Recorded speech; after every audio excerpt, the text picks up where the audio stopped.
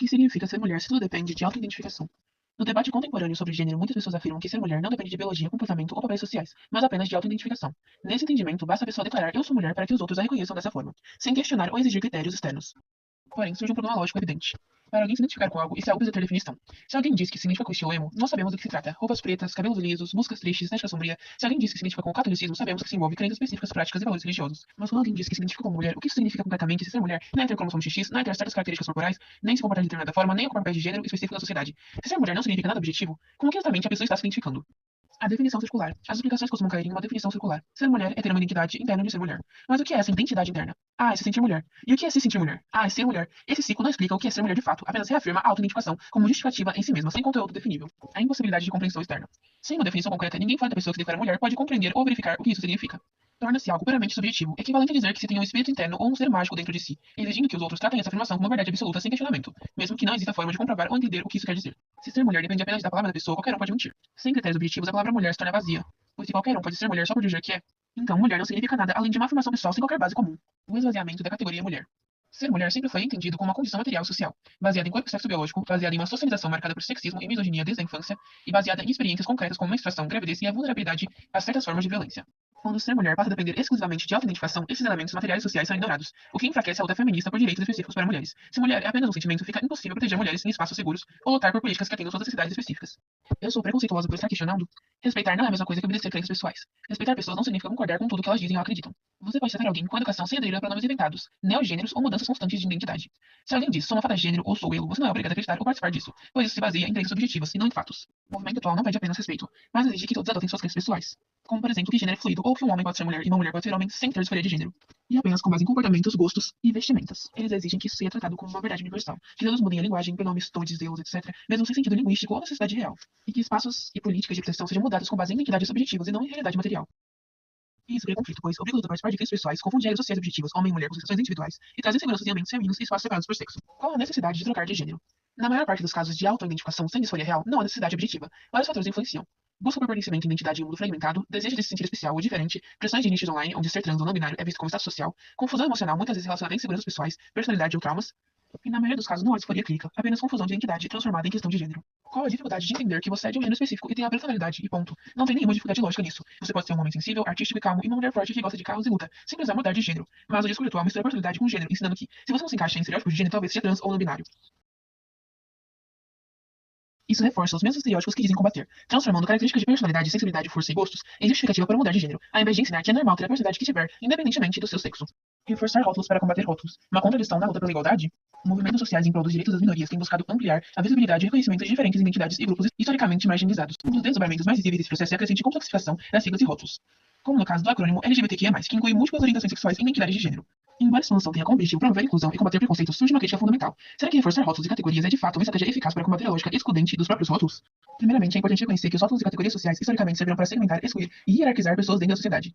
Eles muitas vezes carregam preconceitos, estigmas e expectativas rígidas, como nos papéis tradicionais de gênero ou nas divisões raciais. Portanto, tentar desconstruir esses sistemas de opressão utilizando as mesmas ferramentas, isto é, a nomeação e classificação, pode parecer uma solução paradoxal. Ao enfatizar múltiplas identidades e subcategorias, os movimentos correm o risco de fragmentar as lutas sociais e dispersando a energia política em causas específicas e diminuindo a solidariedade entre grupos. Além disso, essa proliferação de rótulos pode acabar reforçando a ideia de que as diferenças entre as pessoas são a principal característica a ser considerada, o que pode perpetuar a sensação de outro e, por consequência, a segregação. Há ainda a questão da identidade como construção social e pessoal. Embora o reconhecimento das identidades seja importante para que pessoas se sintam valorizadas e representadas, a constante necessidade de rotular-se pode gerar uma dependência de identidade externa para a validação pessoal. Isso pode limitar a fluidez das experiências humanas e reforçar a ideia de que só é possível existir dentro de categorias fixas, o que contradiz a complexidade e diversidade reais das vivências individuais. Por fim, a estratégia de reforçar rótulos pode criar um efeito oposto ao desejado. Em vez de reduzir o preconceito e a discriminação, pode acentuar as diferenças e dificultar o diálogo e a empatia. Para avançar em uma sociedade verdadeiramente inclusiva, talvez seja necessário pensar além dos rótulos, promovendo uma cultura que valorize as pessoas em sua totalidade, independentemente das categorias que possam se encaixar. Em suma, embora o reconhecimento das identidades seja uma etapa importante na luta contra a opressão, é legítimo questionar se a proliferação de rótulos e categorias não acaba reforçando o próprio sistema de exclusão que se pretende combater. A superação de desigualdades pode demandar estratégias que transcendem a segmentação identitária, buscando uma visão mais unificada da dignidade humana, sem mudar significados ou redefinir o que é gênero. A disforia de gênero é um profundo desconforto com a própria fisionomia corporal, não apenas uma não identificação subjetiva. Pessoas com disforia sentem angústia porque seu corpo físico, sexo biológico, não correspondem ao gênero com o qual se percebem. Isso inclui incômodos intensos com partes do corpo, como seios, quadris ou genitália, assim como com a voz ou com a estrutura óssea. Não é uma questão de se sentir algo de forma leve, mas sim uma dor real que pode levar à depressão, ansiedade e até suicídio. Por isso, não se resolve disforia apenas com mudar de roupa ou mudar o nome. Isso pode ajudar no convívio social, mas o desconforto com o próprio corpo permanece. O tratamento mais eficaz comprovado por estudos médicos envolve hormonioterapia e, em alguns casos, cirurgia de redesignação sexual, porque só assim o corpo se alinha de forma mais próxima ao gênero percebido, aliviando a dor psicológica causada pela incongruência corporal. Além disso, é importante destacar Gênero não é puramente uma construção social.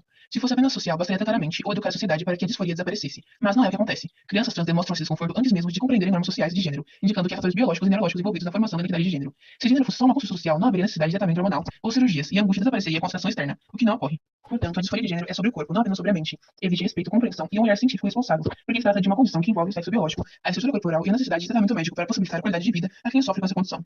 O DSM-5 descreve disforia de gênero como um desconforto clinicamente significativo com o sexo designado ao nascimento e com as características sexuais associadas, acompanhado de um forte desejo de ser do sexo oposto.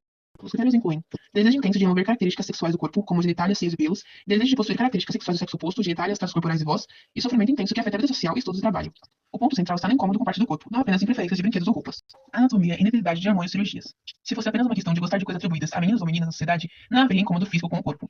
Quem tem disforia frequentemente busca o uso de hormônios ou cirurgias para modificar traços corporais, como voz, distribuição de gordura, pelos, seios ou genitália, porque o desconforto está ligado ao corpo em si e não a regras sociais. Pesquisas mostram redução significativa de pensamentos suicidas e de depressão após tratamentos hormonais ou cirurgias, comprovando que o alívio do desconforto corporal é essencial. Base biológica e neurológica. Estudos de neuroimagem demonstram que certas regiões do cérebro de pessoas com disforia apresentam características semelhantes às de pessoas do sexo oposto, mesmo antes de qualquer uso de hormônios. Como, por exemplo, o núcleo do leito da estria terminalis, BSTC. A área ligada a processos de percepção corporal apresenta tamanho e quantidade de neurônios diferentes entre homens e mulheres. E em pessoas com disforia, essa região se aproxima das características do sexo oposto ao biológico. Isso indica que há fatores neurológicos e biológicos reais, e não apenas influência de normas sociais ou comportamentos impostos pelo ambiente. Agora a pergunta que fica é: para que mudar a definição de gênero? Poucas redefinições são tão confusas quanto a de gênero. Originalmente, gênero se referia ao sexo biológico, com base em características corporais objetivas, cromossomos, hormônios e anatomia reprodutiva. Era uma forma de descrever a realidade concreta, não uma identidade sentida. No entanto, o movimento QIA+, insiste em afirmar que gênero é apenas uma construção social. Segundo essa visão, o que define um homem e uma mulher não é o corpo ou a biologia, mas normas arbitrárias impostas pela sociedade. Mas será mesmo que isso se sustenta? Se gênero fosse apenas uma construção social, bastaria educar meninos e meninas da mesma forma para que todos se comportassem de forma idêntica. Mas não é isso que ocorre na prática. Estudos sobre disforia de gênero mostram que o desconforto com o corpo não nasce simplesmente de pressões sociais, mas de reações internas reais, ligadas a fatores neurológicos e biológicos. Meninas com disforia não sofrem porque aprendem que precisam gostar de rosa, mas porque existe um conflito profundo entre percepção interna e corpo, que persiste mesmo em culturas mais flexíveis. Se fosse puramente social, esse desconforto desapareceria em ambientes que aceitam papéis de gênero menos rígidos. Mas isso não acontece. Além disso, se gênero não fosse ligado ao sexo biológico, não haveria razão para transicionar fisicamente com hormônios e cirurgias. Porque a busca para alterar o corpo se o corpo não tivesse relevância para o gênero. A própria existência de tratamentos hormonais prova que a base do gênero não está solto no ar, mas ancorada em um corpo sexuado. E definir gênero como algo puramente social abre margem para contradições perigosas. Se qualquer um pode ser mulher ou homem apenas pode declarar, isso privilegia espaços protegidos para mulheres biológicas, em esportes, abrigos e saúdes. Passa-se a ignorar as necessidades específicas do corpo feminino e masculino, em nome de uma ideologia que se coloca acima da biologia. Se tudo é fluido, então nada tem valor. Nem mesmo as conquistas femininas por reconhecimento de suas especificidades biológicas. No fim, a pergunta que fica é: para que mudar a definição de gênero? Não é necessário distorcer a realidade para combater preconceitos. É possível defender respeito e dignidade para pessoas que não se conformam com padrões de masculinidade e feminilidade sem negar que gênero, no fundo, está entrelaçado ao corpo e à biologia. Tentar apagar essa ligação não liberta ninguém, apenas confunde, fragiliza a linguagem e obscurece debates importantes. A mudança de definição de gênero não é progresso, é retrocesso disfarçado de inclusão. Enquanto ignoramos o que é objetivo em nome do que é subjetivo, vamos nos afastando cada vez mais da verdade, transformando a realidade em uma disputa de narrativas, em vez de reconhecer a dignidade humana ancorada em fatos concretos. Trans significa transição. Se não há transição de gênero, mas sim rejeição do gênero binário, tecnicamente não faz sentido chamar de trans. Porém, por pressão política e ideológica, o termo foi expandido para incluir qualquer pessoa que não se sinta confortável com o gênero de nascimento, mesmo sem transição. Na etimologia lógica, não faz sentido chamar alguém de trans se não há transição. Na militância contemporânea, o termo foi empregado como guarda-chuva político, não necessariamente coerente com a origem da palavra.